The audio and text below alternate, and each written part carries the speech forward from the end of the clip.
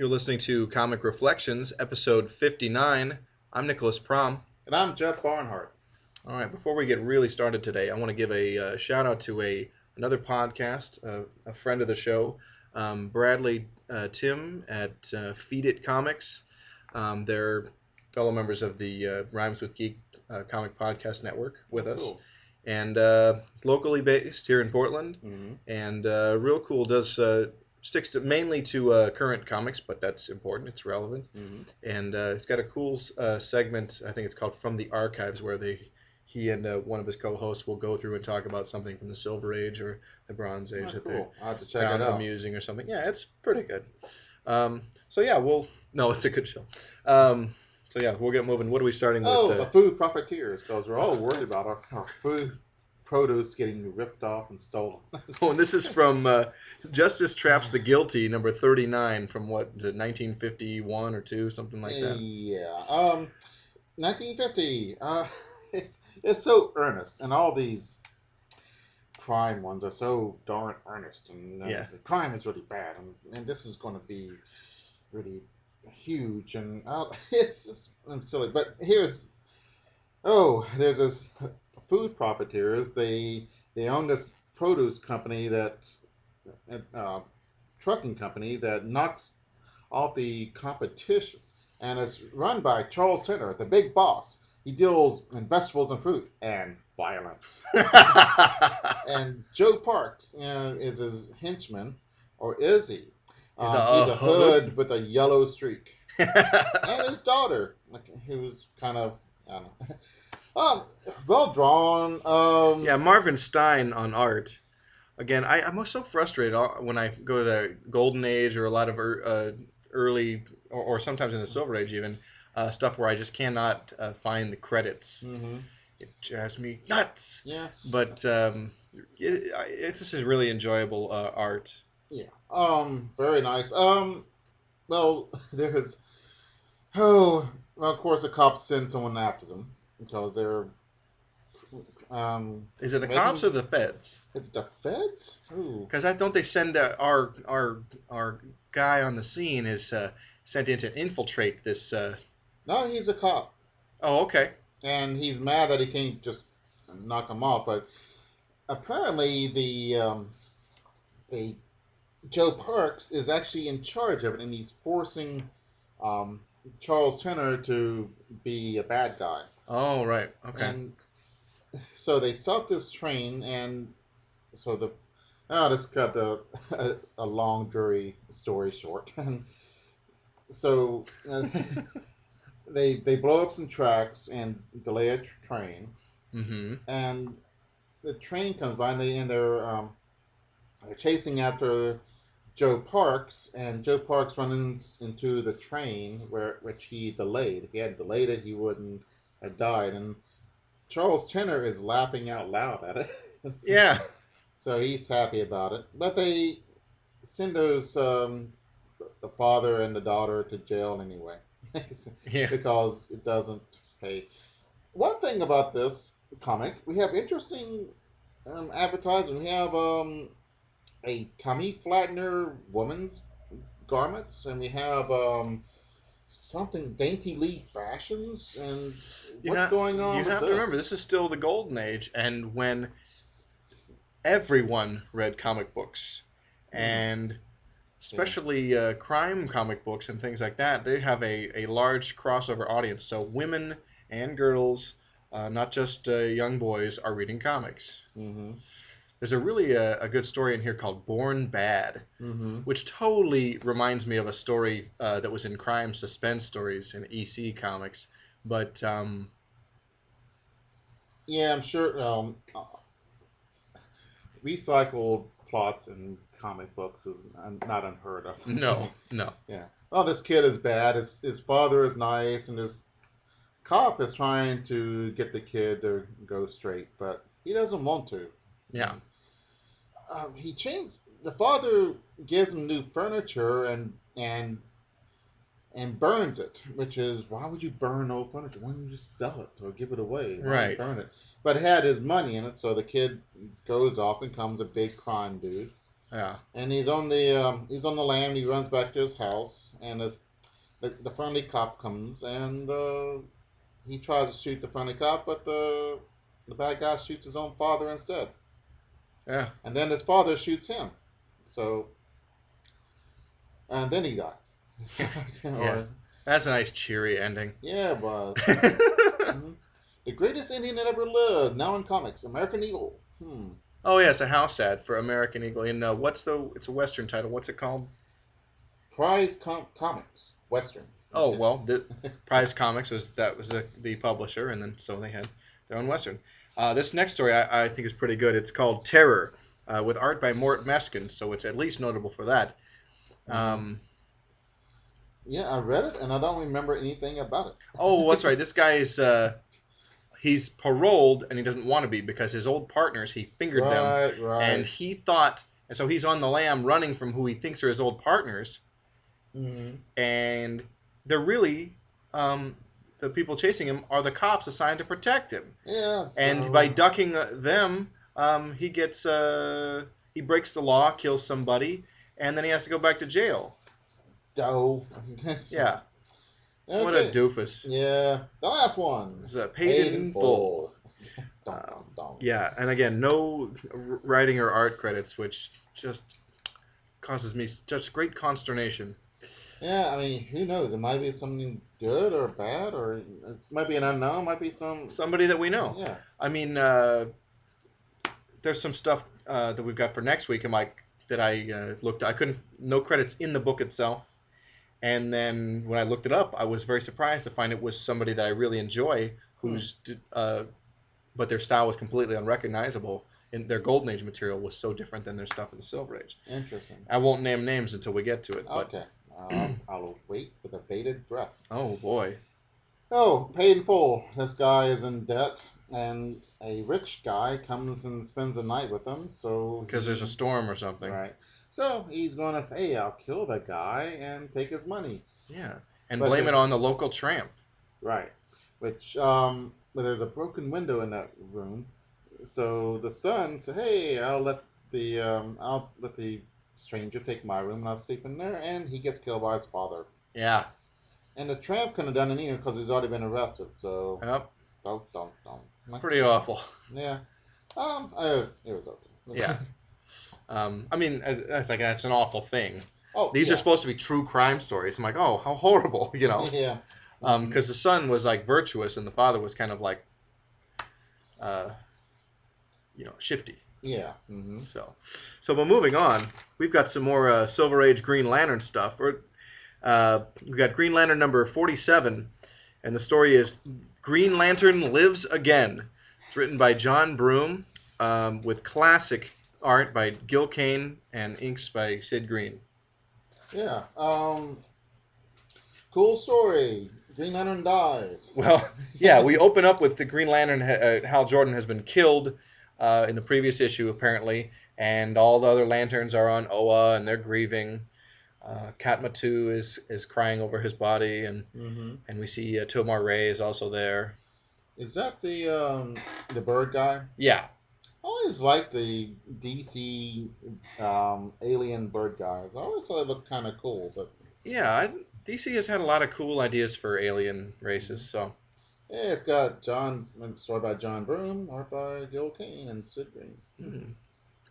Man, there must be an echo in here. Did you say that? Yeah. My apologies. Okay. I was looking for my notes, and then all right, never mind. It's okay. All right, he dies. Then they find out there's a devil virus. Yeah, there's this weird disease that's going all over the place in the galaxy, I guess. Yeah, so... And it turns people's skin beet red, and they grow horns out of their forehead. Yeah, but this is in the future, so they want Green Lantern comes in the future. Yeah. And they bring him back. Oh, no, he's dead. So they fix him back up, and then he's better than dead. Yeah. Oh, because apparently in the previous issue he'd been quote unquote killed by Dr. Polaris. Yeah, that's a nice name. That name could be a hero. Yeah. Polaris submarine, Polaris star. There was one of the X-Men was Polaris, and she had like magnetic powers. And for a long time they thought she was the daughter of Magneto, which was not Oh. the case. But Mm-hmm. Um, a well, house ad that wants you to get hip to old folks. this is a public service announcement, Yeah. and the art looks like it's by Kurt Swan or somebody like that. Mm-hmm. But old people can be interesting too. And these kids are like, old folks are lame, and then they go to camp and meet the same old guy from their neighborhood who tells them all this neat stuff about geology. And birds. Yeah. Yeah. Man, there's a great battle with the resurrected Green Lantern fighting a bunch of guys with this red devil disease. I've never seen him. Well, I haven't read that much Green Lantern, but he makes 3 of himself. He's about knocked out, but he makes 3 Green Lanterns, and but the Green Lanterns are not totally green. I thought everything he made with his ring was green. Well, I mean, why? I don't know. Okay. It doesn't necessarily have to be green. He can create things that are illusions. So if he Mhm. can create solid constructs, um, normally it's traditionally depicted as all green. But in the Silver Age, there are a few things that they were still ironing out about the Green Lantern. Mhm. Like he had a bunch of adventures um, before he really met the Guardians, and Hmm. before we really got the deal with the Green Lantern Corps established, Mhm. and even the story of the Manhunters, who were the predecessors to the Green Lantern, that didn't even come till later. I think it was a retcon. Right. So Yeah. Look. Comic book heroes change. they So do. I'll bear that in mind. So he goes, and Green Lantern goes to this planet where, what is this guy's name? He's a big guy, Super Barrow. Yeah. and he's like embodying this devil And he virus. uses 100% of his brain or something like that, but he's only 90%, so Green Lantern has a chance against him. Oh, okay. Oh, okay. Is it 90% because he's diseased? No, they're making him. Oh, okay.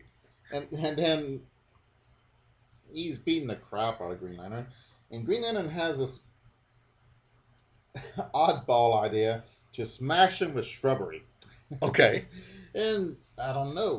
What, I wouldn't. I don't know. I find that mildly annoying myself. Shrubbery? Yeah, but I don't. I don't know. But I Maybe guess- he'll have a rash or something. Yeah, or maybe it's got thorns and such. But he figures out how to get the virus out, and the virus gets really big and nasty looking, but he can kill it by freezing it. Cool. No, by heating it up. Excuse me. Yeah, he heats it up. It just looks like it's frozen because it's all white. Oh, okay. Oh, so he saves the day. Yeah, and then he goes back to his own. They say he's the future. People send him back to his own time Mm-hmm. on Oa, and I believe Yeah. then they realize he's not dead. Mm-hmm. So yay. Yeah, and he's got a girlfriend in the future, but he'll forget her, and it's kind of sad. Yeah. Oh, Oh, sorry. cool. But good, he's back to life just in time to do battle with Dr. Polaris again, Mm-hmm. who is really cool, and he's got magnetic powers and stuff. Yeah, and yeah. Oh, yeah, he's saving Pie Face. Oh yeah, that's right. Dr. Polaris says holding Pieface captive. Dr. Polaris thinks he's killed Green Lantern, but he also has a trap for him in case he didn't kill him, which makes Dr. Polaris smarter than your average supervillain. Or that he's second guessing his own villainy, his own abilities. But having a backup plan is pretty smart. Mm-hmm. I can't get over just how strikingly good Gil Kane's art is. It's so distinctive and it's just so great to look at. Mm-hmm. Even his stuff in the Bronze Age, which I also like. It doesn't touch this. Yeah, it's well done. It's pretty. I like the Future Society. I always do. Well, I usually do if they're done halfway well. Yeah. Oh, and the poor girl from the future hugged Green Lantern, and she had some jewelry, and one of the diamonds or jewels fell out, and he finds it and says, "What's up with this?" And I get a weird feeling when I look at it. Hmm. And this is odd because the title page is on the last page. That's right, because they want you to think that he was killed. So the story is called Green Lantern Lives Again. Yeah, which would kind of give it away. Well, right, totally. And occasionally that happens. Remember the story where in Spider-Man where Gwen Stacy was killed? They didn't reveal the title of the story until the very last page. I have not read that. I know what happens. Oh, well, I have the trade paperback if you want to borrow it. Okay. Really, I had a feeling you had read that, but okay. I mean, I know what happened. She dies, right? Yeah. Green Lantern and Green Arrow. That's right. That's Green Lantern number 90. And the story is Those Who Worship Evil's Might. I wonder where they got the idea for that title. Yeah, I don't know, but it's written by Denny O'Neil, favorite of mine, with art by Mike Grell. Mm-hmm. So Okay. Yeah. Good old Danny O'Neil. Yeah. Well drawn. Does the Green Lantern have to do the oath, or is that just a tradition? Or He doesn't. when he's charging him his ring, he doesn't have to do the oath. But he always does. Well, yeah, but because it's just kind of a force of habit. It's kind of a mental thing that more than anything else. He just has to touch the ring to the lantern and to recharge it. He doesn't have to do the oath. Mm-hmm. But he does. It's good, and he does.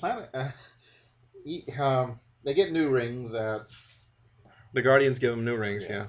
And apparently there's a Green Lantern on the planet of Vulcan. Well, there's certainly an allusion to that. It's just kind of a funny little joke. Yeah. There's a Green Lantern that looks quite a bit like Spock and gives the Vulcan, live long and prosper, which is fun. Yeah. Oh, so they find a spaceship in the desert. Green Lantern and Green Arrow do. Yeah. Green Arrow is complaining about how hot it is.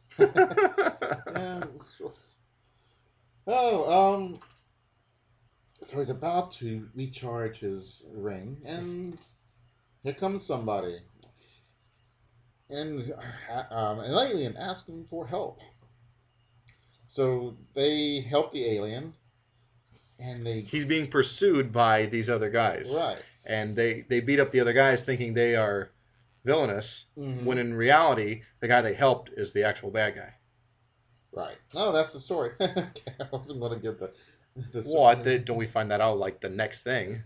It's like the next plot point. Yeah, well, they say they're the good guys, but they could have been wrong. Well, they it's could have true. been lying. So. Well, I could have been lying too, so we can carry on.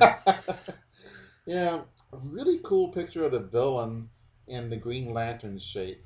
Yeah. Symbol. Well done. They go to what planet do they? They go Callisto, one of Jupiter's moons. Well, that's fun. And they go into a golden cave, which is of course going to make Green Lantern vulnerable. Mm-hmm. He won't be able to do a lot of stuff in a cave full of yellow metal. Yeah, Green Lantern gets his butt kicked, but he kind of had a feeling about this. Yeah.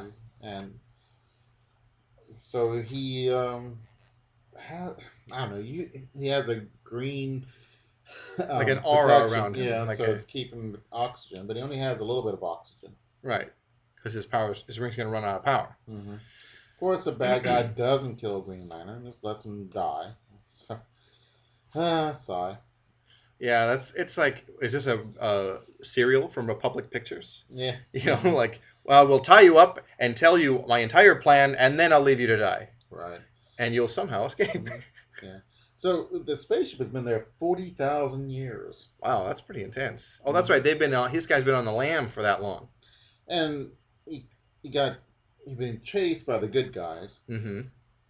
And some kind of stun ray hit, and there's a huge burst of energy, and they all slipped into unconsciousness for 40,000 years. Yeah. And they're the predecessors of the Green Lantern Corps. Yeah, which... Corps. I said corn. Yeah, but see, this is a problem because the Manhunters are the predecessors to the Green Lantern Corps, and these guys are never mentioned. So this is...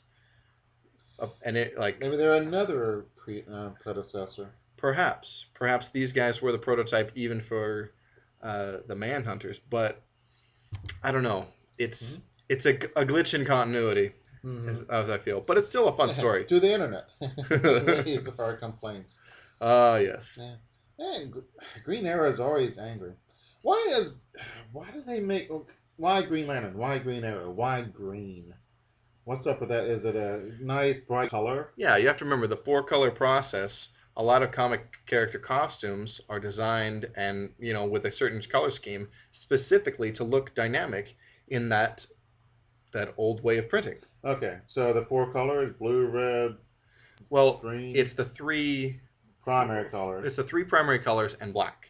Oh. And then obviously you can blend right. blue, blue, red, and yellow to make the other colors you need.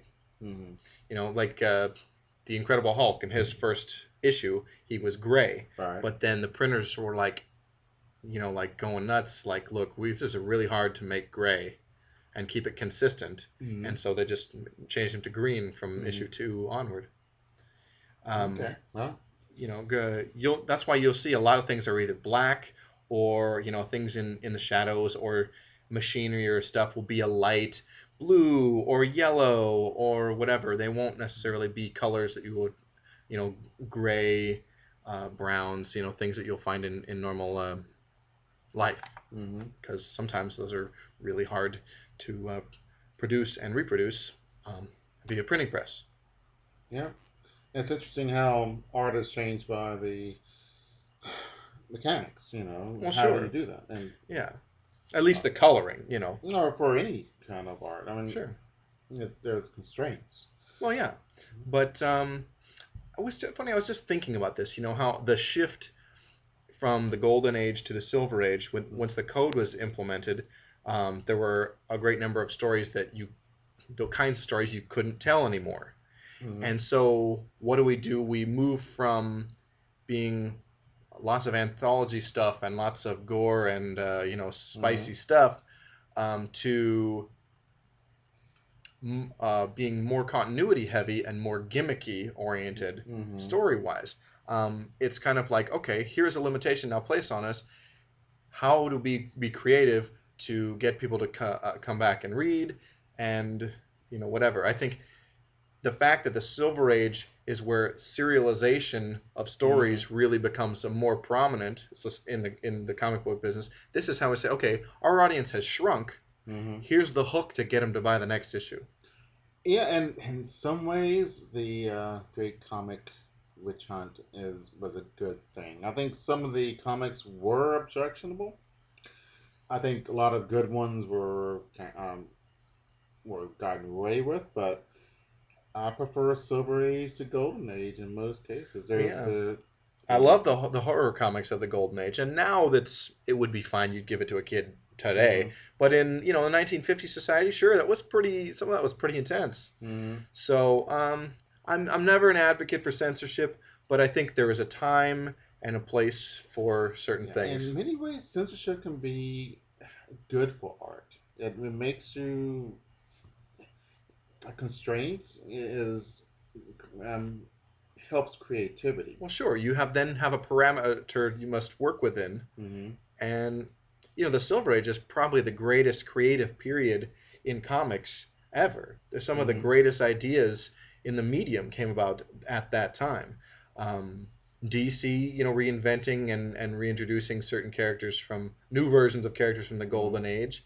And lots of oddball things like the Metal Men or the Doom Patrol and the Challenges of the Unknown and so on that you probably wouldn't have seen in the Golden Age. And then once Marvel came along in '61, then we have superheroes with problems and super villains that have a bit more teeth to them. Yeah, and they're not so one-dimensional. Yeah, sometimes they have a point. Magneto has a point. I disagree with him, but I see his point. Yeah. I don't see Joker's point or something. But and Dr. Doom he wants to rule the world because he thinks he's the best man for the job. He might be. Well, see how he rules Latveria is kind of questionable. Yeah, but yeah, so it's interesting. Yeah. Actually, yeah. I just come to think about it, not a very good leader. I see, getting back to the story, the bad guy, who I cannot remember his name. It don't matter. He's just alien of the week. Yeah, big bulbous head. Yeah. He has a Star Trek phaser in his hand. Yeah. So somebody's having Star Trek Day at DC Comics when this is written. I guess so. It could have been Danny O'Neill. He could have written descriptions of what this is going to be like, or could have left it up to Mike Grell to decide, what he wanted to do there. Yeah. So. Okay, so. And Green Lantern beats him. Yeah. We're never in any doubt. So moving along, we've got Green Lantern number 97, and the story is The Mystery of the Mocker, which is, what a lame name for a villain. But, hey, still written by Denny O'Neill, and real nice art by Mike Grell with Vince Colletta on inks. Mm-hmm. So right, we open up and we see a dead Guardian. Yeah, that's right. Hell's on immortal. Hell's on Oa, and yeah, there's a dead Guardian. And if you look on his shoulder, he's got his little alien friend Itty. I don't know what I think about Itty. So. Itty, he's a little guy. He's like the starfishy, flowery looking guy. I don't know. I know, but I don't know what to think of him. So I'm not sure if I approve. It's okay. It doesn't really take away anything. It doesn't really add anything either. But yeah. So they attack this cloud formation, which is really nasty looking. This cloud formation thing attacks the Green Lanterns. Yeah. And which is something I'd never seen before. Well, Green Lanterns do die. Mm-hmm. They are not immortal. Right. So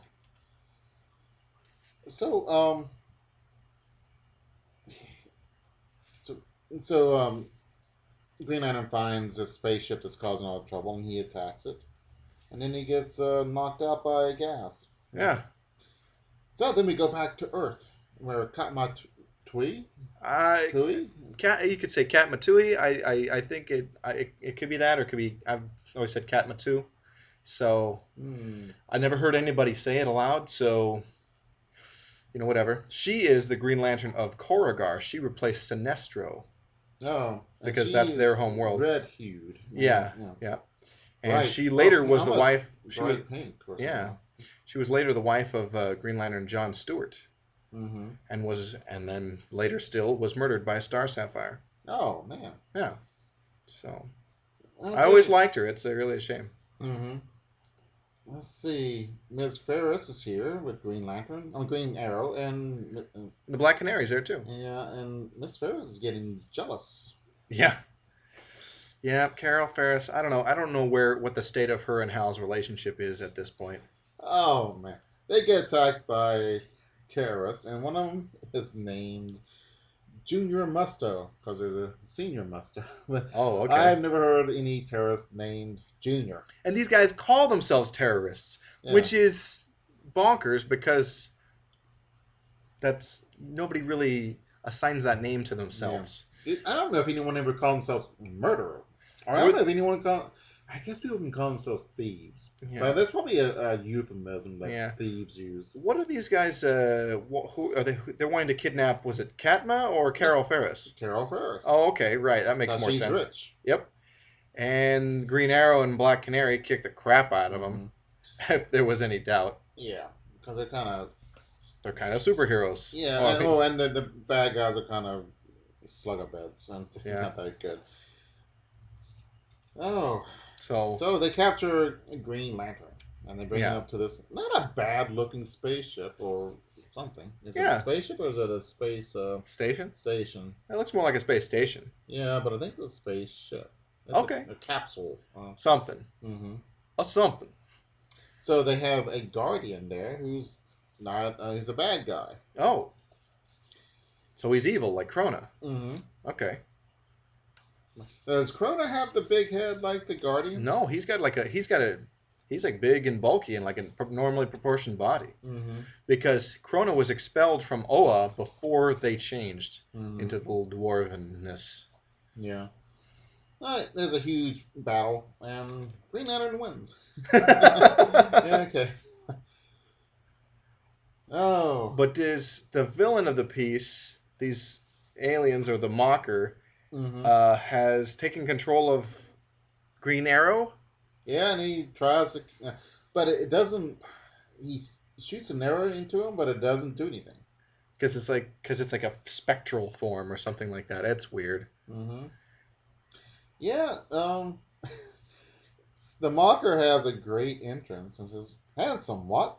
Yes. Yeah, and he's taken on kind of partial. He partially resembles Oliver Queen with that beard and stuff. And it's like Oliver Queen and the Joker. Yeah, or the Creeper. Yeah. Yeah, it's weird. Well, it comes back. Well, I don't know. I'd like to see what else happens. Yeah, it ends on a cliffhanger. So, Hmm. so that's that with Green Lantern. I think at least for today. I think next week we'll have some more Green Lantern. We'll wrap up that block. Yeah. So we've got the Incredible Hulk number 272. Weird song of the Wendigo. Yes, the Wendigo is back, and Bill Mantlo wrote this story with art by Sal Buscema. And I think I mentioned before, like, I like Herb Trimpe on the Hulk just fine, but something about that Buscema Hulk really is more satisfying to me. I just like the way he looks. Yeah. So Hulk has just ended an adventure in space with Rocket Raccoon. Yeah, I like the creatures. They have a turtle and like a walrus. And... yeah, it's kind of cool. Yeah. The tortoise, Uncle Pico. Yeah. He's smoking a cigar. Of course.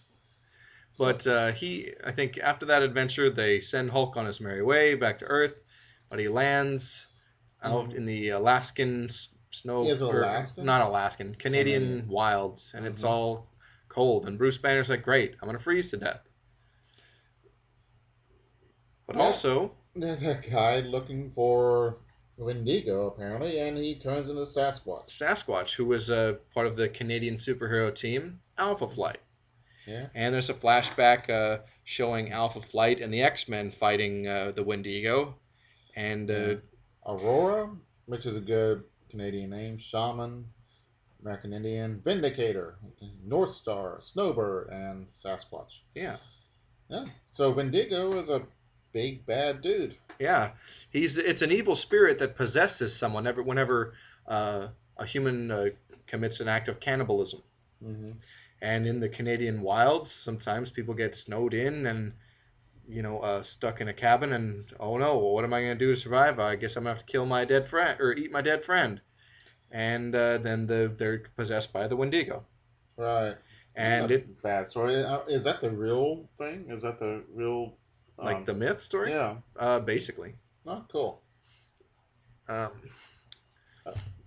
All right, so there's another flashback talking about what else has been going on. The weird alien chick who makes movies, and she's hanging around with Rick Jones and Betty. Who is still injured from trying to get gamma radiation. Right, he's sick.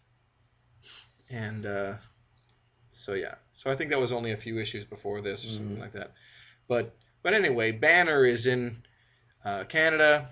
And he comes upon a cabin. Oh, good, maybe I can find some shelter. And he finds skeletal remains of human beings. And he looks outside, and oh, crap, there's the Wendigo.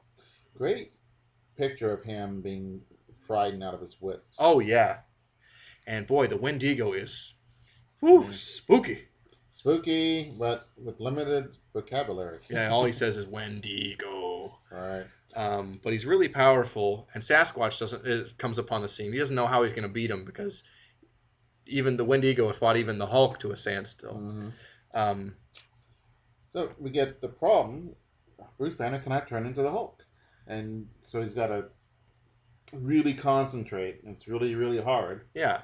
And he becomes a Hulk, but he's intelligent. Yeah. He's retained Banner's intelligence, which is a useful thing. Indeed. And so he teams up with Sasquatch, and they fight the Wendigo, and it is great. Yeah, it is a good fight. Hulk calls himself the mightiest mortal on the face of the earth. He calls himself that? Yeah. Yeah. It's weird that a blending of the Hulk with Banner's mind, there's an overconfidence that comes along there. He turns into... Smart Hulk is big jerk. Yeah. He's really...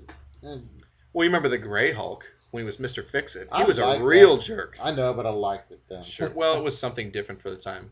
Yeah. So. I was entertained. No, it was good. Actually, that's my favorite Hulk, kind of. Okay. After that, dumb Hulk, and I don't know what to think of Smart Hulk here.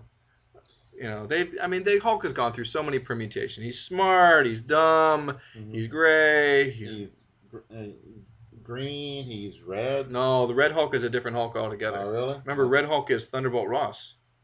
Oh, okay. I have not read any of those. Well, I didn't know that either.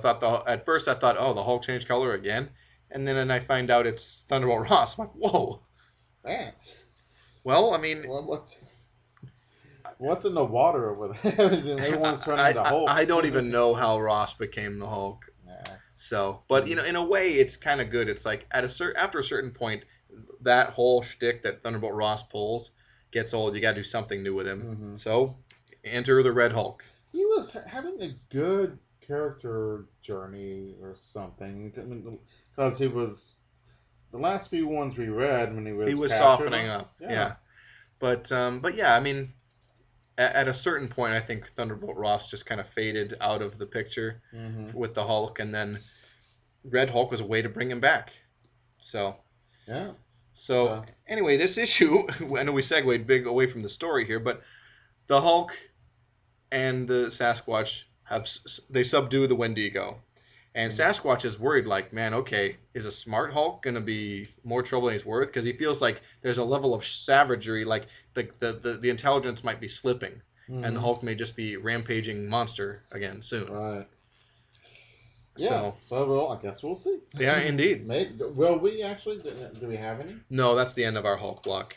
Oh, okay. So, but we had, we had talked a good about. Run. I think it was 3 or 4 weeks talking about the Hulk, so that was enjoyable.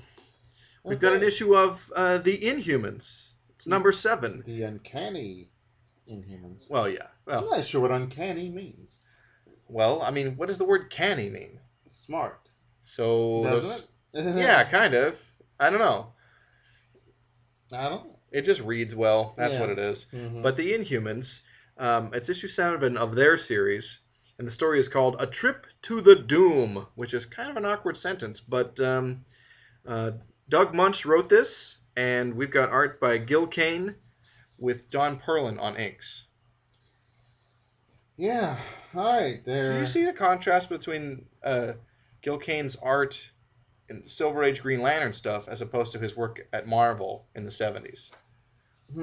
I think sometimes a lot of his stuff in the 70s looks a bit rushed.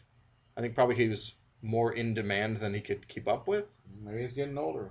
That's also true. But I mean, I still enjoy his art a lot, and he has a very unique style and different things that he does, and he comes up with some unique, very unique imagery that's very stands out as the that's Gil Kane style. So that's pretty. Yeah. Not bad. Not bad at all.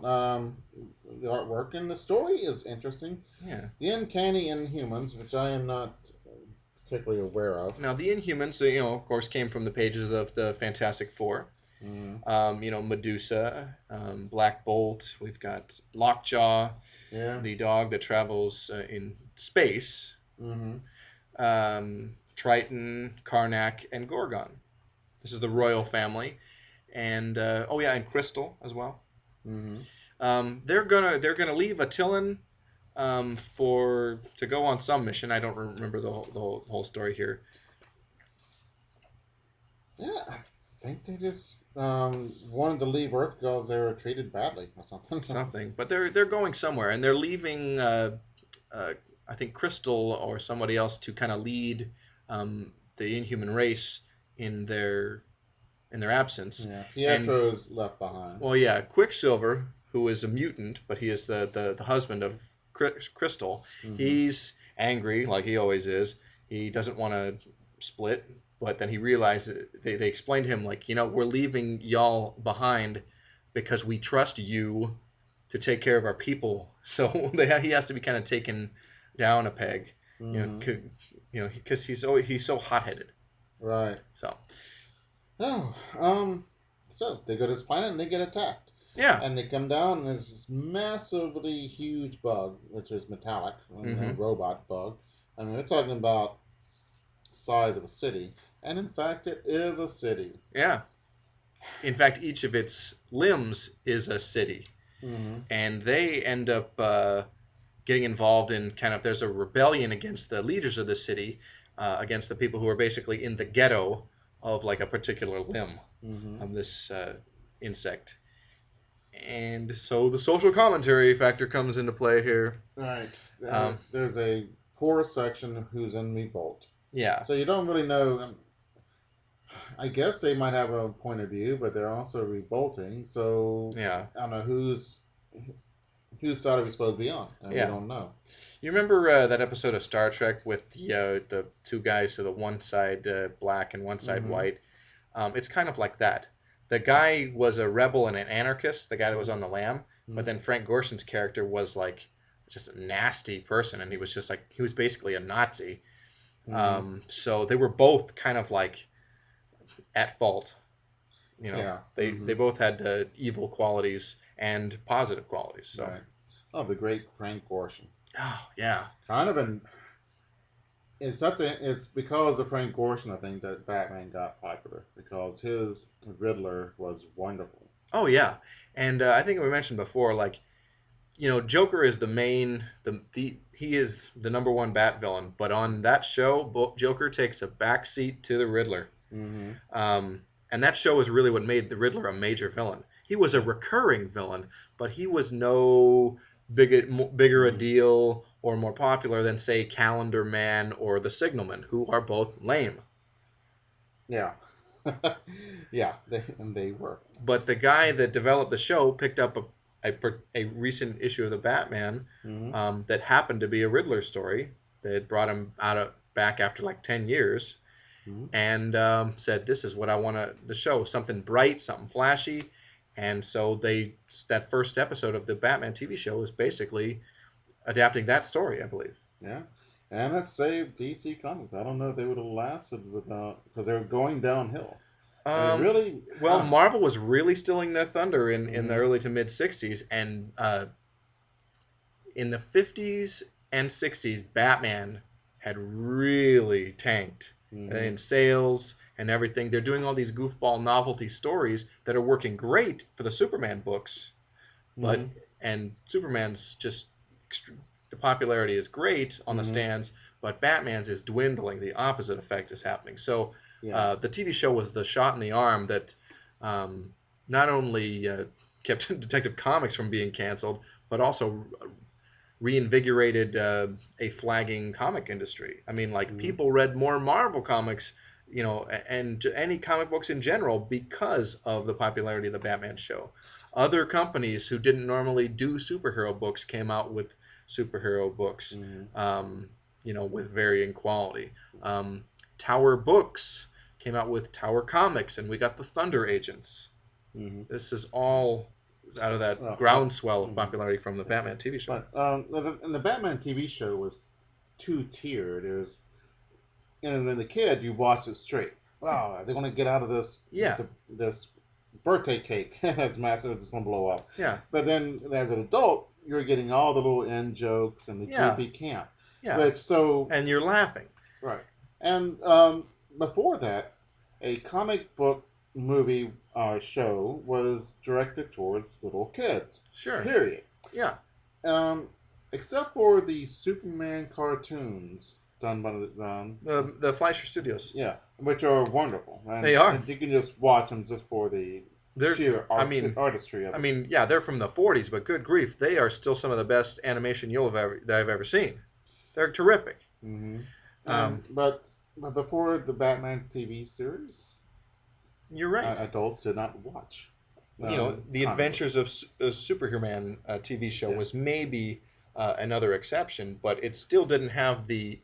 It was still a kids show. I think it's enjoyable. I can watch it as an adult, but it's still a kids show. Yeah, and I think it ran longer, but it was popular, but not to the level that the Batman show was. It was a phenomenon.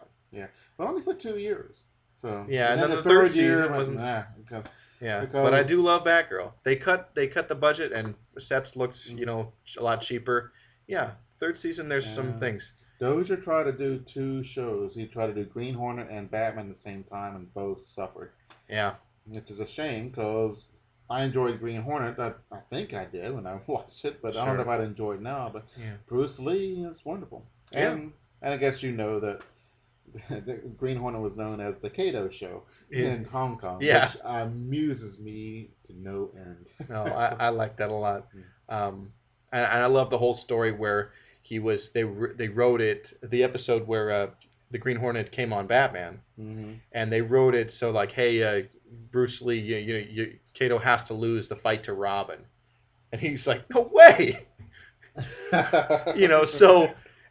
And of course, I'm sure Burt Ward must have been just like, like terrified, or maybe he wasn't because nobody knew who Bruce Lee was. Yet.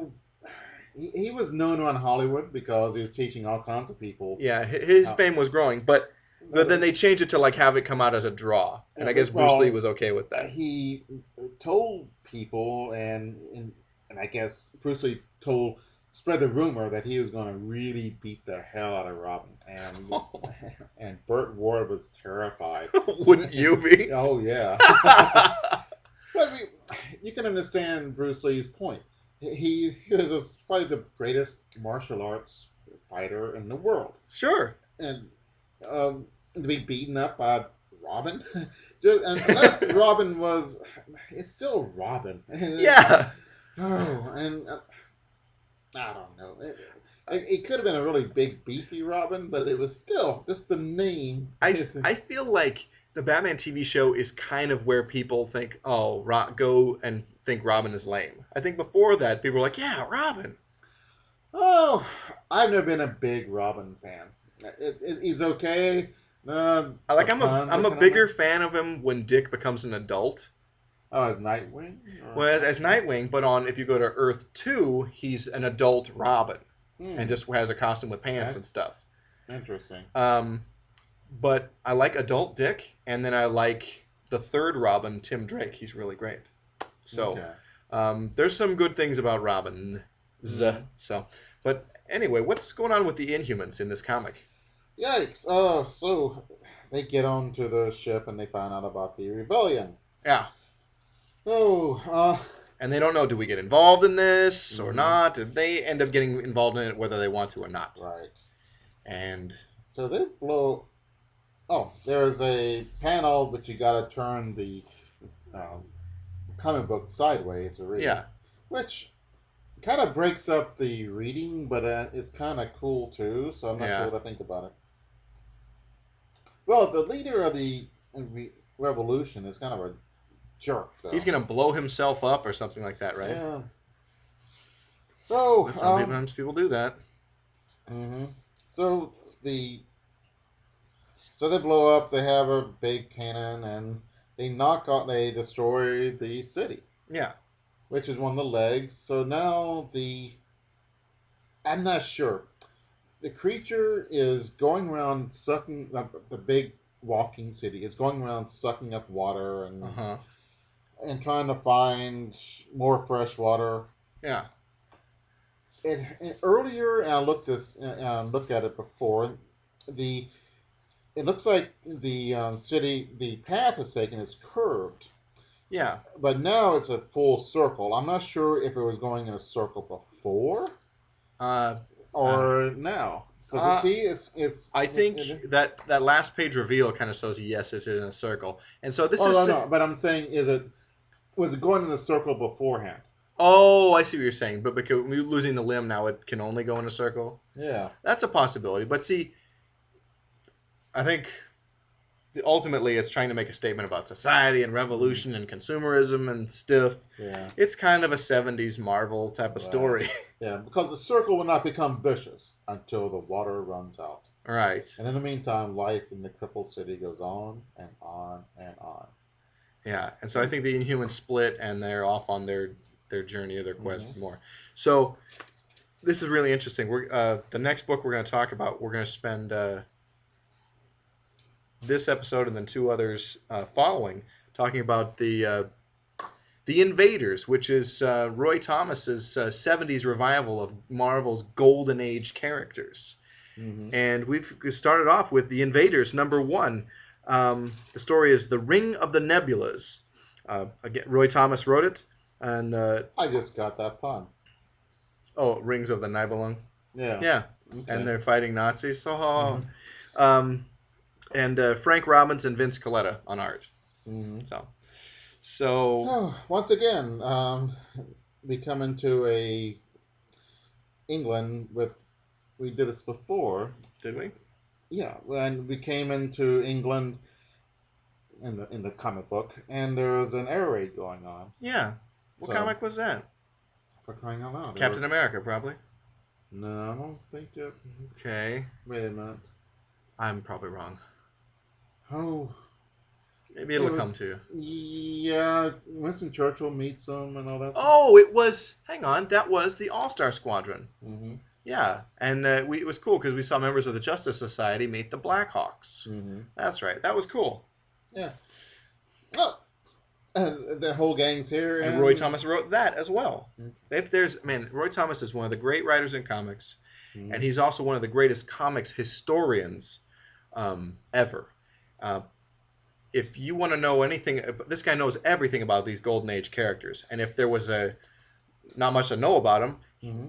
chances are he invented a history for those characters because he just loves all the Justice Society stuff and all the Marvel Golden Age characters too, and just really exciting stuff. Yeah. So. All right. So we get these people together. They're bickering like in all Marvel.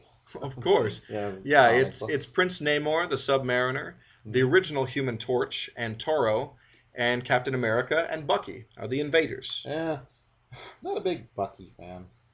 I'm a bigger Bucky fan in this series than I am of Toro. He is just so undeveloped and uninteresting. Yeah, he is. It's I think he's another android like the Human Torch, but I'm not even sure. Yeah, Namor is crusty. Yeah. This one. But I always like Namor. Yeah, he's great. All right, so there's a bombing going on, so they come out and beat the crap out of the Nazi bombers. Yeah. Which is interesting. They call them Junkers Ju-86Ks. Yeah. And which is not a bad depiction of it. It's one of my hobbies, is looking how objects of war and anything else is depicted correctly. Yeah. So they lay waste to them. Yeah. Yeah, it's kind of unfair. Yeah, it's poor Luftwaffe pilots. Yeah. Well, the Torch and Toro and Namor fly around and they're just blowing up all these planes, and then Cap and Bucky are kind of left to pilot Namor's ship and fight these guys as just dogfighting. Yeah, and they don't have any guns on their ship, which is But Namor's ship fires high pressured water. They get that later, I think. That's right. It's not in this issue, but the two fire guys, one's the Torches. Yeah, one of them's darker with more lines, and the other one's lighter red color. So they got to have some distinction. You know, if they were in a panel by yourself, we're like, is that the Torch or is that Toro? Yeah. So I understand. So hey, they land. They meet a British guy who says cheerio, which I don't Surprise! I don't think the British people have said that in ages. Oh man, let me tell you, there's so much cheerio, ruddy, govna crap that's thrown around in this book. It's really annoying, even though it's a good comic and it's a good series. Hell, Cap finds this blonde babe who doesn't know where she's at. Oh, she sure is foxy though. Yeah, she is pretty. And she's dressed like, well, she looks like a Norse princess to me. Mm-hmm. Yeah, and she's got amnesia. She doesn't really know who she is or what's up with that. But they let her go along with him, even though she has a German accent. Right. We're kind of suspicious of her, so we let her come along on our top secret missions. Of course. So, man. So, they go to Germany, where she points to the map, and so they go there, and a big hammer comes up and smacks their plane. Oh. And the poor girl's parachute doesn't open, so Cap saves her. Yeah, Captain America does a dive in the air to increase his speed so he can catch up with her, and then he pulls his ripcord and saves her. His parachute is not dragging enough, so they're going to really come down and break all their legs. All right. So one of the torches heats up the air, Creates an updraft. which is dang clever. Yeah. I like that. Yeah, so we have, I don't know what these guys are called. The Teutonic, they call it Teutonic Trio. Sure. Donar and Loga and excuse me, Fro. So yeah, one guy's a god of thunder, one's of lightning, another one of fire. Mhm. And so they're like Norse gods, maybe? Or just super villains. Germanic gods. Yeah. So Every culture has its gods, I yeah. suppose. And it's interesting, like when you talk about Thor, there's instances where, he ends up having to go visit other pantheons, and so hence him talking, That'd be fighting kinda Hercules and stuff. Mhm.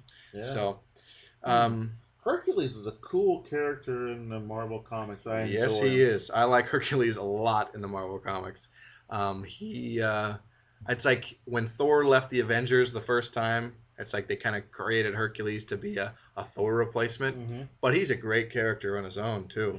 Yeah. He works as a Thor replacement, but he's cool because he likes to have fun. Mhm. He's always like chasing women and like, hey, let's drink, guys. Yeah. Thor's a bit more serious. Mhm. Thor's a bit stiff compared to Hercules. Yeah. Although I do like Thor's companions. The big fat guy. Oh, is great. Volstagg. Yeah. Volstagg the Voluminous, Hogun the Grim, and Fandral the Handsome, I think. Yeah, I like them all. They're a great group, yeah. And they're invented for Marvel Comics. Yeah. So we have an issue of, and it ties into the Invaders. It's an issue of Marvel Premiere.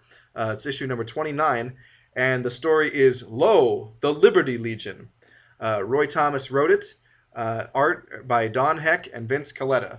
And apparently, the Red Skull has captured the Invaders and hypnotized them and turned them against the Allies. And so Bucky escaped, and he's gone back to the States to recruit other U.S. superheroes to go and try and rescue the Invaders. He has this huge thing of fighting these people just to get on the radio show, which is kind of, it's kind of a fun sequence. Yeah, World War II going on, but here's this huge fight just to get on a radio show. Yeah. Where the Patriot is there. Yeah, he's kind of a homegrown Captain America. Because there are other heroes, but they're just fighting stateside. Mm-hmm. Yeah, so the Patriot. Yeah, he's okay. And so, yeah, we're one by one, Bucky puts out a call for other superheroes to answer to join him. And we look at the FBI files on each of them, and apparently the FBI has a comic book illustrator, so they illustrate the person's origins. Right. Well, it's fun. Yeah, it is. So, it'd be kind of boring to read a wall of words. Yeah. Right. So who is the first guy that we meet? Oh, Thin Man. The Thin Man. And this guy, I can't remember, he has some goofy origin. He was traveling in the Himalayas and got lost and went to Shangri-La or someplace like that. And he meets these people who, like, they were able to flatten themselves and stretch a little bit.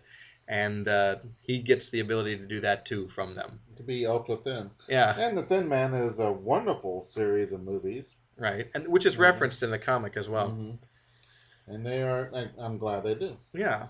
So, was The Thin Man actually a Golden Age? Yes. Was it? I think it was referenced here somewhere on this page. Yeah, that's right. Mystic Comics number 4, 1940. Yep.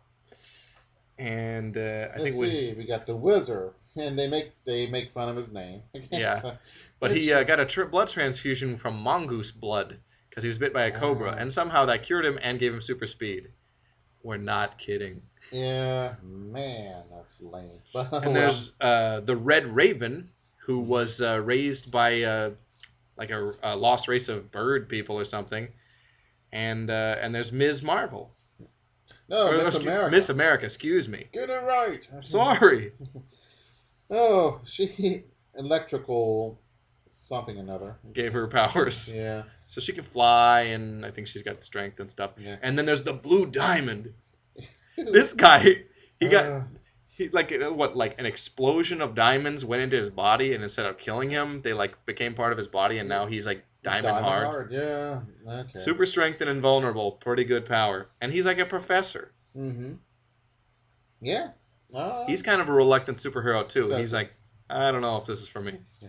But they're all fighting Nazis. And Yeah, they and have fifth each columnist of at them. home. Yeah. And there's a guy who I think he's like just a mythic character almost that surfaces. His name is Jack Frost. Right. He's not immortal. He is immortal. Yeah.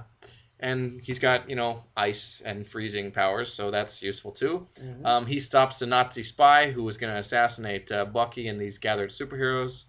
And then the Liberty Legion, these guys join forces, and they're going to go and fight the invaders or save them or something. Mm-hmm. So our story continues in the Invaders number 6. And the story is, And Let the Battle Begin. Roy Thomas, again, writing, with Frank Robbins and Vince Colletta on art. And this is great. The Bucky and the Liberty Legion come to Europe they've been fighting fifth columnists and spies stateside, and they're going to go to Europe, and they're going to try and rescue the invaders from the Red Skull. The Red Skull is almost too evil, and he's too maniacal or something. He doesn't. I don't know. It's kind of disappointing him, and he's stupidly evil. He won't take any advice, and he shoots somebody for disagreeing with him. It's just sort of too much. I think post World War II, the Red Skull became more diabolical and even more sinister and frightening. Like, holy crap! Like when the Red Skull shows up, his life experience, he grew from it, but he grew more evil. Mm-hmm. So the World War II stuff, at least in the comics, he's a little more. He's a little less subdued. He's more cantankerous. Mm-hmm. I don't know. Yeah, well, he's captured the invaders. Yeah, which is no mean feat, or is no small feat. But the Liberty Legion show up at the Red Skull's hideout. They ferreted out where he's keeping them, right? Yeah, Jack Frost. Oh no, they're in stateside. Jack Frost and Blue Diamond end up fighting Namor, mind controlled, of course, on the Statue of Liberty. He's been sent. That's right. The Red Skull is using the invaders to attack America. Yeah, because he's making them think that all the American things are symbols of traitors against America. Like the Statue of Liberty and Jefferson Memorial. Yeah. And the Liberty Bell. It's coming back to me. But it's a pretty cool fight because Jack Frost freezes Namor in the air, and then the Blue Diamond comes at him with super strength and invulnerability and shatters the ice and knocks Namor into the water, which is dumb because the water gives him more strength. But he realizes he made a mistake, which you don't see that. He cops to it. Yeah, Blue Diamond is kind of he's not comfortable in the role of superhero. Yeah. Even though it's the guy's bulletproof and super strong. Dude, you're good to go. To me, I would be so confident to have those two superpowers. Yeah. Yeah. What do you got to worry about? Right. So Red Skull sends Captain America to destroy the Liberty Bell. And after telling people that's what he's going to do. Yeah. And he splits them up. If he had attacked one at a time, he would have won. Yeah. Well, it's the overconfidence, you see, of the supervillain. My plan is so foolproof, you will not be able to stop me. And so, Captain America is sent to destroy the Liberty Bell, but what is the guy's name? The Guardian or the Patriot and Miss America overcome Captain America as well. And the Red Raven and the Wizard end up in battle with the Human Torch and Toro. And this is a tougher contest, I think. Right. The Wizard uses the super speed to create winds to snuff out the torches, and Red Raven, of course, can fly, and he's got these metal wings, and pretty cool. Yeah, and they capture Toro, right? Yeah. Okay. And they find out that the secret hideout is in Manhattan. Yeah, and the Thin Man is back at headquarters with Bucky because Mhm. apparently he's too lame to go out and fight or something. But Yeah, like, what are that you is gonna not do that is with not him? a superpower I would want. No, I it's could do lame. it for Blue Diamond, and what else? What's the other ones? Blue Captain Diamond is really cool. Captain America's decent. Oh, I'm talking about everybody. Yeah, Not everybody. Miss I America, like she's just Namor's super. powers Yeah, Namor. Although, because he I wouldn't flies. mind. He's super He strong. can go I in the wouldn't want to. I water. wouldn't want to be Namor, but his powers are good. Yeah, I wouldn't want that feathers on the feet. I would not. Even if they made you fly. Oh, I don't know. That's a mighty Yeah. bargain there. What's one thing I noticed is when Toro is, the flame is off, he looks like, because he doesn't wear a shirt and he's wearing short pants, he looks like he could be Namor's sidekick. Mm, yeah, I thought that as well. Yeah. So, Um, but unfortunately, we only had the middle two parts of this story, so we don't know how the Invaders and the Liberty Legion defeat the Red I Skull. don't know. But The Nazis could have won. I don't- yeah, but except we have Invaders number 7, which is the Yeah. Blackout Murders of Baron Blood. Same creative team, so we'll just move on with that. But yeah, the Invaders are fighting Nazis. It's World War II, yay! And what's going on in this story? Oh, there's another bombing raid, and they're in their airplane, which now has these water compressed jets of ionized water. What does ionized have to do anything? Why ionized water? Uh, I don't think it has anything. I don't think it makes it deadly or anything. It's Golden Age comic logic, even though this came out in the Bronze Age, in the 70s, but it's Golden Age comic logic. You have to remember. I mean, come on, the Wizard got super speed from a transfusion of mongoose blood.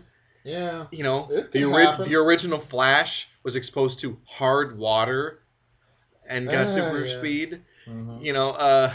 Some of the origins, or how stuff works is kind of. Well, hard water. They're not talking about the stuff that makes your uh, clothes hard to wash. They're talking about hard water that's used for nuclear power.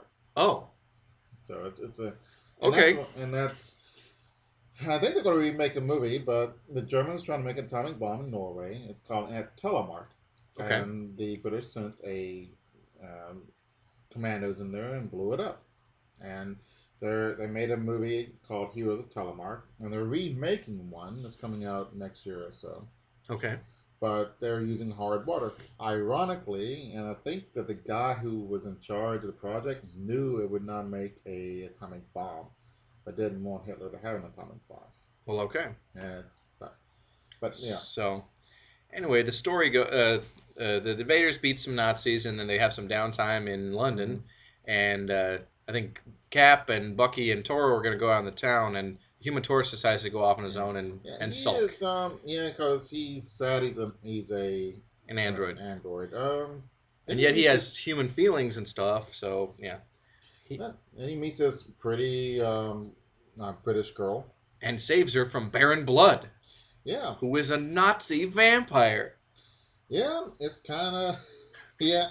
He's pretty awesomely bad. Yeah. Bad isn't good, not bad isn't bad. Yeah. Oh. We got an ad for Marvel T-shirts, and we have Captain America, Fantastic Four, Thor, Spider-Man, and the Incredible Hulk. And Stan Lee. Did anybody ever get a Stan Lee T-shirt? I would like to know how many of these sold. I don't know. Did you get a Stan Lee T-shirt? I mean, if I was reading this at the time, I probably would. Yeah. If I was a teenager in the 70s or in my early 20s and was reading this, I probably would have bought all these shirts. Mm-hmm. Um, Yeah, I don't. But I think Because I think when I was 20 or 21, no, I don't know. When I was 20 or 21, I was buying a lot of T-shirts, so that would have been the right time. I've been like, yep, getting all those. I read the Spider. Is it the Spider-Man? But it was Spider-Man, I think, who with the got on Saturday Night Live.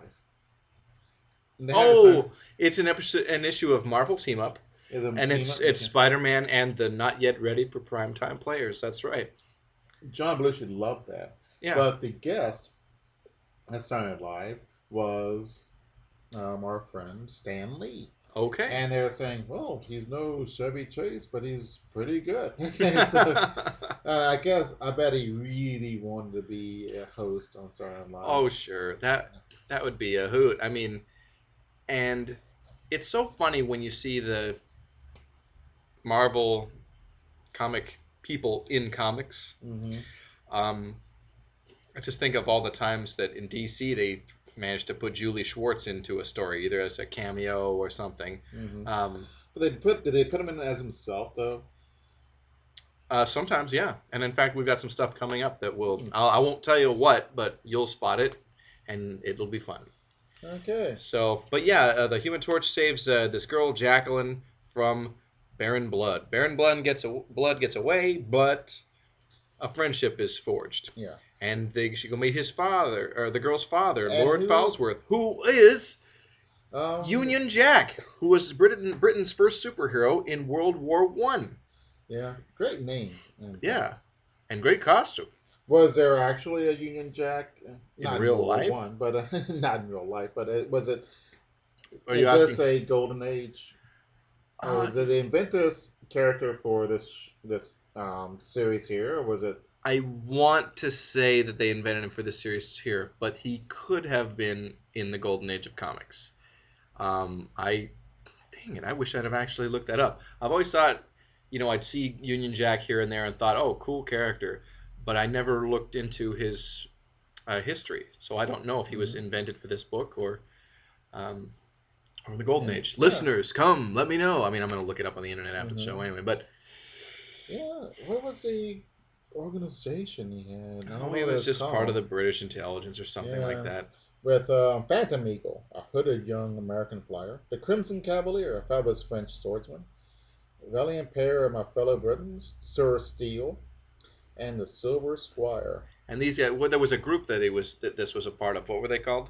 I don't know. They mentioned it in the comic. Oh, It's like the Fightin' Five or something like that. That's not what it is, but that's what it is. I'm not But saying it. I know there's an issue of Marvel Premiere or something where they have the Phantom Eagle. Marvel tried to, hey, can we get this? Are people going to take off with this? Mm-hmm. And it didn't happen. It's just even the Liberty Legion was 2 issues of Marvel Premiere, Mm-hmm. and and a couple appearances in the Invaders series, and that's it. Which sucks because Red Raven they used a bit more in some guest appearances, but cool characters that I think I read an issue of Marvel 2-in-1 where the Thing teamed up with Blue Diamond. Might have been an issue of Marvel Team Up with him and Spidey, but Interesting. I don't know. I wonder who would have won that battle. Well, they teamed up. I know about it. They had it. They usually, no matter what, they usually fight. Usually when two superheroes who've never met before, they usually fight. You're right. Oh man, sometimes they fight when they've known each other for all their lives. That's true. Think how many Thing and Hulk fights there've been. More than you can actually, think of. Thing and Reed Richards have fought some too. Yeah. And especially the Human Torch. Yeah. Oh, the Fantastic Four are fighting each other more than they fight supervillains. It seems. Yeah, not much Batman and Robin fighting, I don't think. No, But I'm sure that Robin ate a poison apple and became a. Right. So we're carrying on with the story. Oh, Baron Blood is a relative in disguise. He's a relative of Lord Falsworth, but he puts on a pair of false teeth and a monocle. He takes off his costume and he's disguised as an English nobleman. As an English fop. Totally. Man, I like him. So, Yeah. man, it's very kind of cool. very interesting secret ID. Because he's kind of like the Scarlet Pimpernel for evil. Yeah.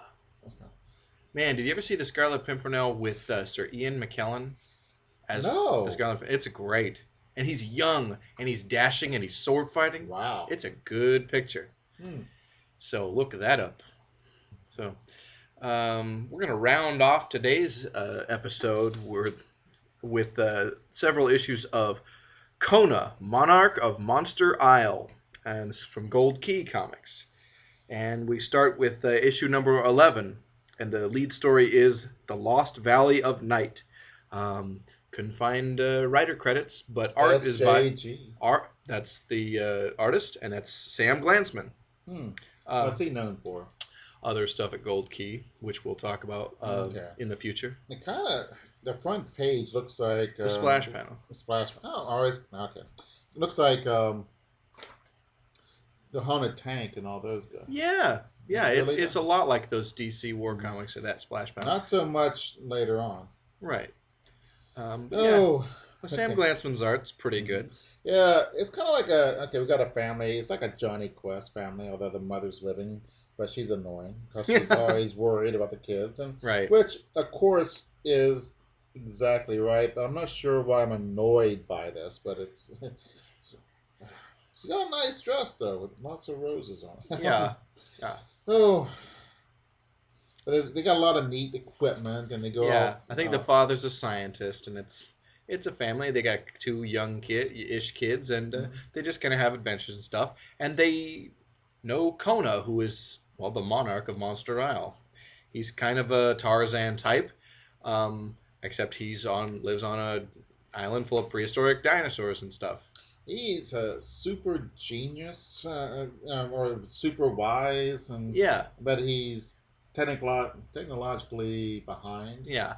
I mean, they bestow on Kona a lot of the characteristics of the noble savage, the positive attributes given to a lot of early Native American characters in comics and things like that. Right. He's super. He's very Tarzan and Turok.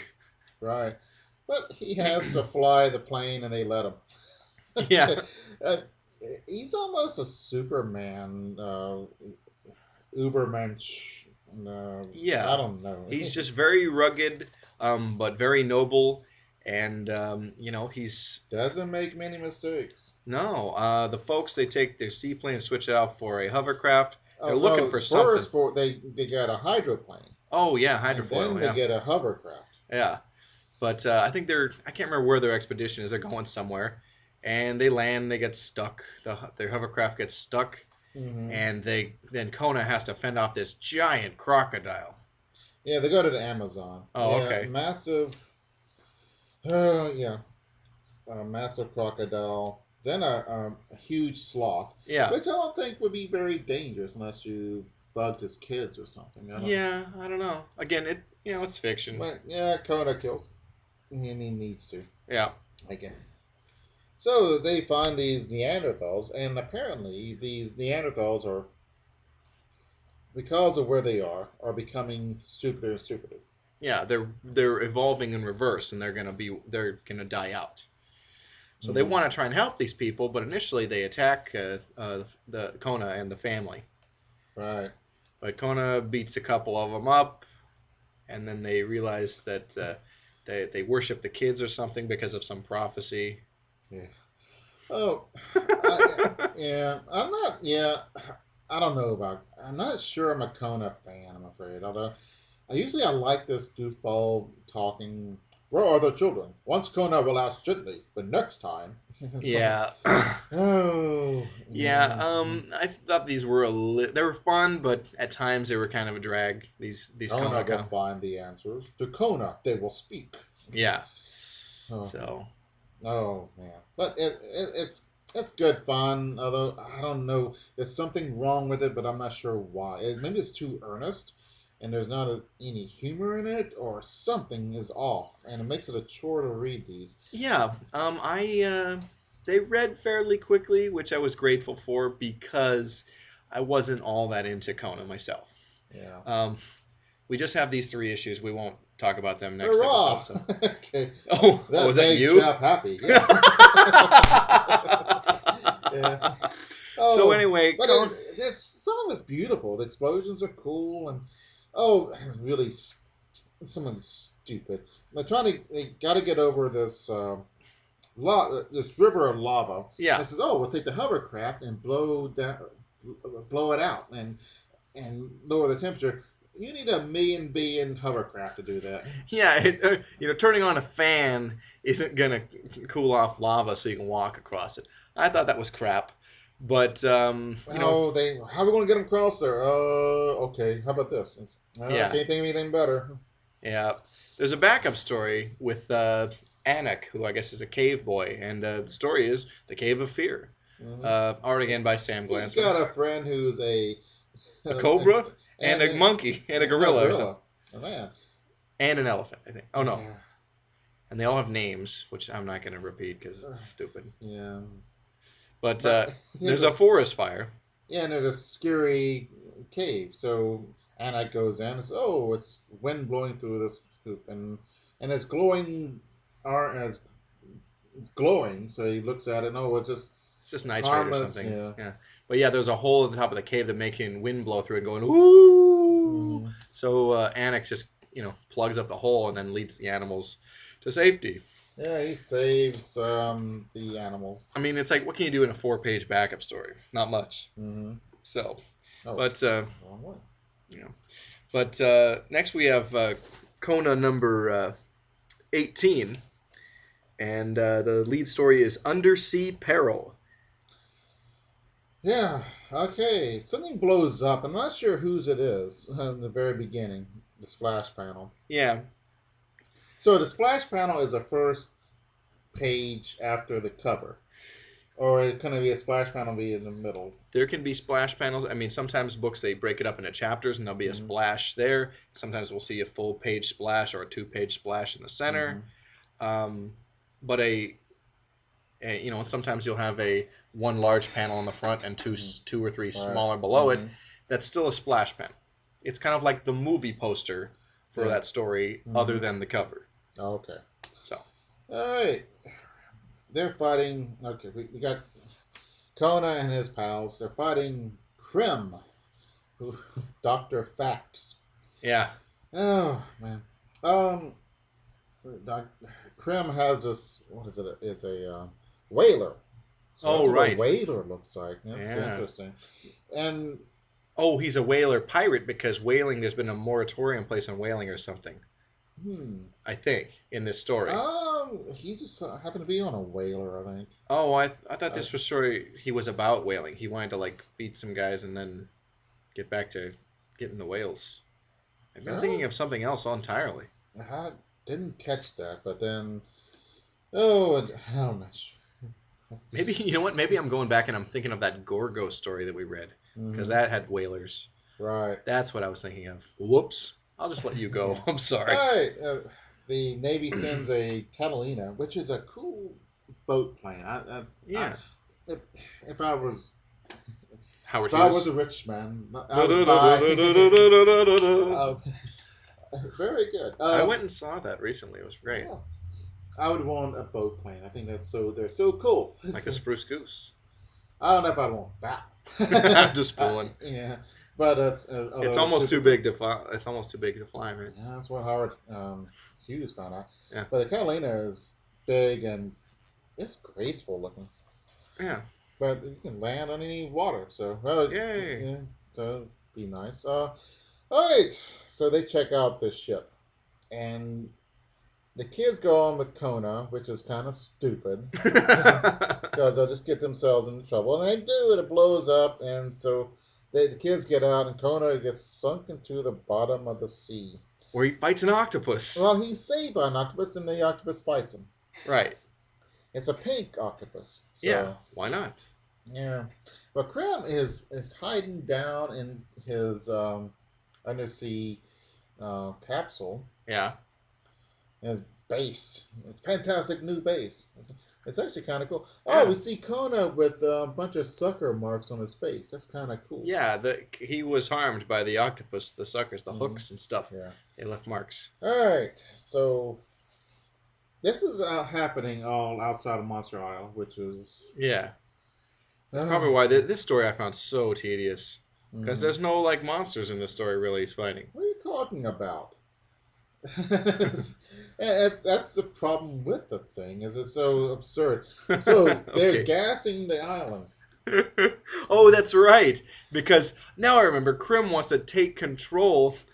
He's using the gas to control all the dinosaurs and the giant animals on Monster Isle, and also the cave people that live there, who are Kona's subjects. And then Kona has to fight people and dinosaurs. Yeah, I forgot. You come out and the cavemen are stoned. Basically. And they They don't listen to Kona. Okay, Kona commands them, and they ignore him. It makes Kona mad. Yeah, and he socks this guy right in the jaw. Pow. Yeah. So here's a. Oh, he talks to this Triceratops, and Triceratops gets mad at him. So Kona fights a Triceratops, which is the dinosaur with the three horns, which is one of my favorites. It's kind of cool.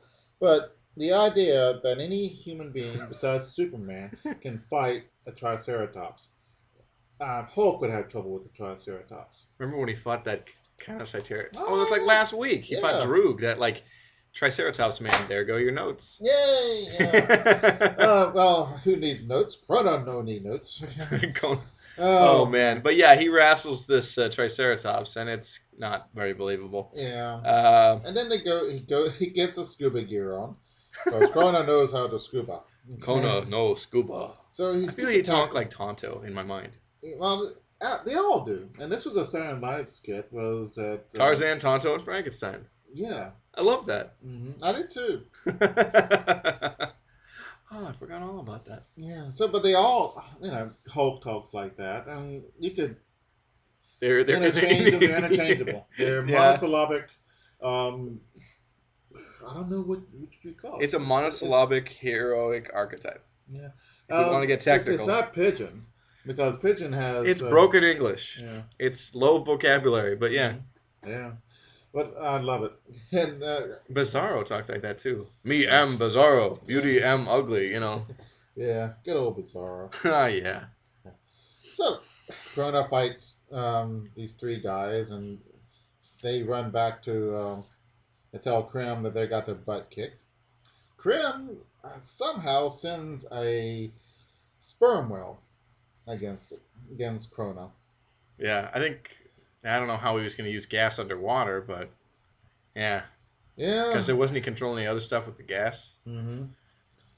Yeah. Maybe he was able to inject it into it. I don't know. Or because a whale breathes air. Yeah. So maybe when it surfaced, he got it stoned and then controlled it that way. But for somebody to fight a whale, yeah, is the most. Aquaman, yes, because he's super powered, but Kona is supposedly just really tough guy. Yeah, Kona is just a tough guy. So he saves the day, and the whale destroys the base, and the bad guys get captured by the Navy. Oh, that's good. Right. Now, Anak. What is it? Look before you leap. It's a backup story with Anak. Yeah, Anak learns how to fight an elephant from his gorilla and snake friend. Did he shove an elephant off a cliff? Well, the elephant falls to his death or something. Right. It's pretty messed up. Elephants are pretty wonderful. That's kind of not cool. So one more issue of Kona, and I think this one was probably the most interesting of the three. Right. This is number 19, and the lead story is Meet the Mole. Kona. Well, I'm not saying Kona. It's Kona. Yeah, I was trying to correct you without correcting you, but yeah, it's Kona. I'm sorry. I don't know why. Because you were thinking of Krona from like last week when we were talking about Green Lantern. Oh, Green Lantern villain. My apologies to our fans. It's okay. I made a mistake, but Kona makes a mistake too. He goes to the big city. Yeah. And he sees dinosaurs, and he starts to attack, but wait, they're parade balloons. Yeah, but when Kona makes a mistake, it's not a mistake, because these parade balloons are put up by the mole. And I don't understand the plot, but apparently they have a parade, and the parade will go over, and then while underneath, they're going to go into jewelry stores. The whole plan is to distract the whole city with this parade, and then the mole can be tunneling in underneath jewelry stores and banks and robbing them and stuff. It's a stupid plan. Yeah. Especially because he uses explosives. Right.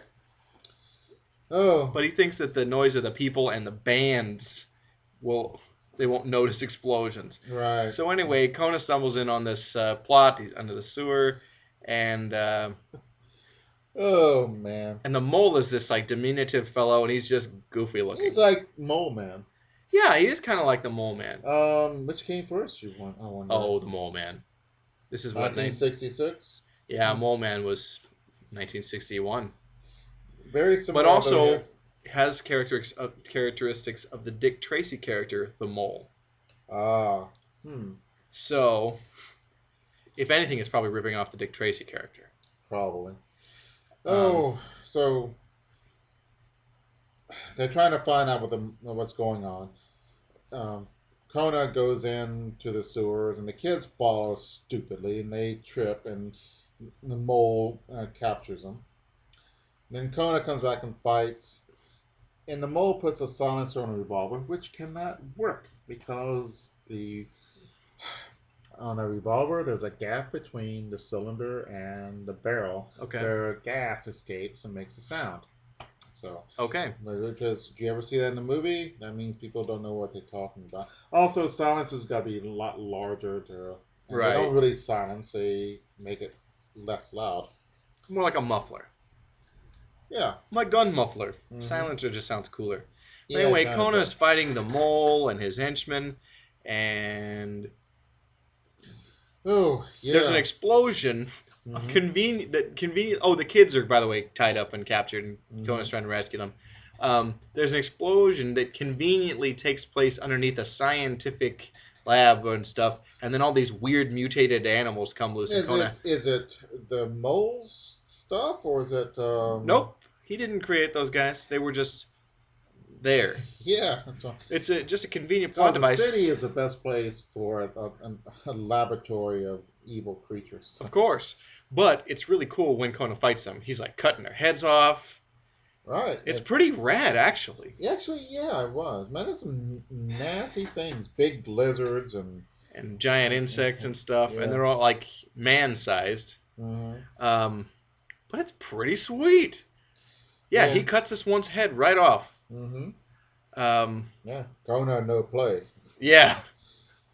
Oh. Yeah, there's a big old spider and Yeah, the spider catches a bad guy, and then Kona kills it anyway. So, yeah. hey, the spider's doing you a favor, dude. God, I hate spiders, like that kind of thing. Oh, or he does, or do you? I don't know. I'm just making a joke. But Oh. one last backup story with Anik. He was going to go and get some fruit, but it's quicksand, and I always thought that quicksand was like a Hollywood made-up thing, but there is actually quicksand, and people can get caught up in it. Yeah. I just saw something on the web about it. Yeah. It's real. It just doesn't. I think Hollywood. It happens way more in Hollywood and in comic books than it ever happens in real like life. amnesia.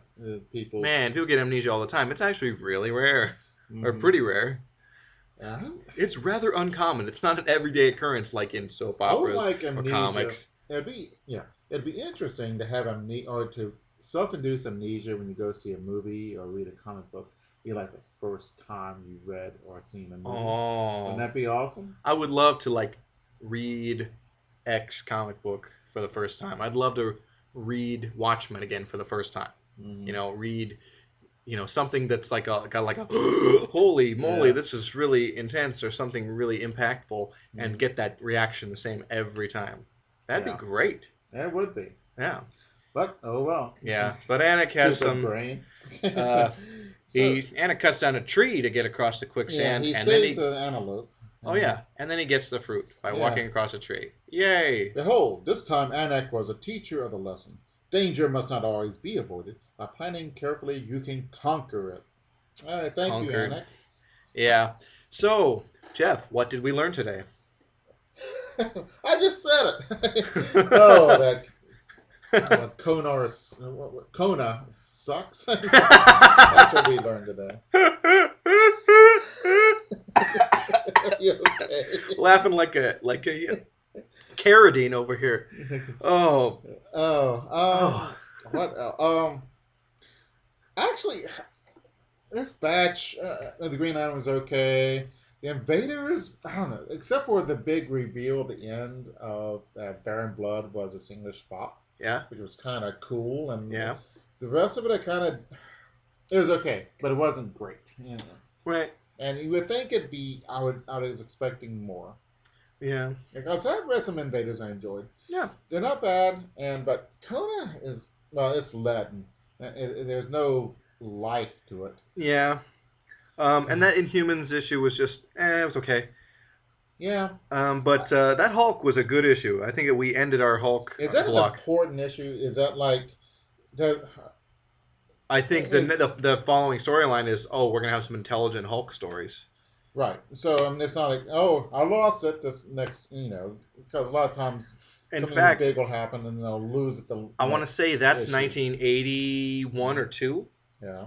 and the Hulk remained intelligent, as far as I recall, until during the Marvel Superheroes Secret Wars in 1984, when he's slipping back into the savagery. Something on Battle World caused him to kind of go 4 back. years is a big enough time. But Yeah. a lot of times something happens and the next issue they change it back. Right. Which. Now, granted, I haven't read all of those issues, so I don't know if that sticks at that point. Yeah. But so we read an important issue and Hulked them. Yes, indeed. Yeah. Even if it wasn't important, it sure was fun. Yeah, it was. It was good. Yeah. It's the best of the lot this time, I think. Yeah? Okay. All right. Well, this has been Comic Reflections. Thanks for listening.